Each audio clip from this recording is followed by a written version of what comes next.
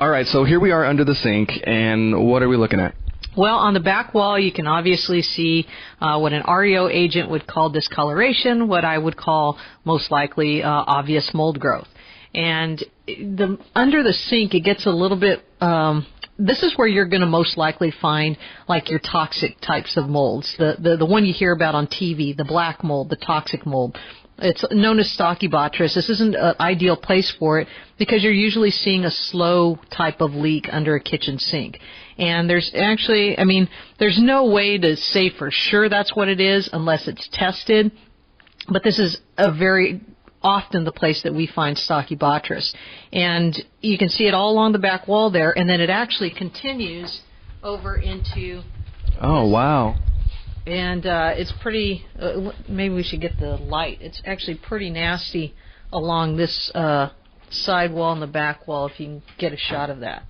That is most likely your Stachybotrys toxic producing mold.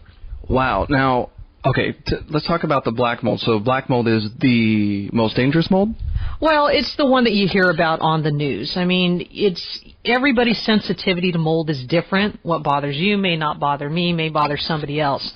The times of people that are bothered by mold are those with your compromised immune systems, the elderly, and infants. So, is there any way to recognize like this kind of black mold compared to, say, any other kind of mold? No, because just because it's black doesn't automatically mean it's Stachybotrys. We'll see that evidence in a different shot back in the bedroom. And then you have your green molds, yellow. Molds come in all different kinds of colors, and there's thousands of them out there.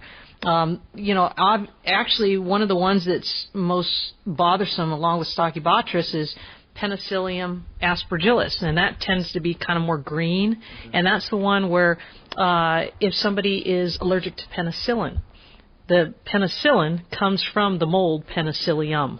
Wow. Okay, so just as an example in this kitchen, that's pretty dark, and it looks like it's pretty bad, especially because there's a little lighter areas too, so it looks like it's pretty well formed. What would you do from an investor point of view? Would you need to be ripping out basically this whole kitchen?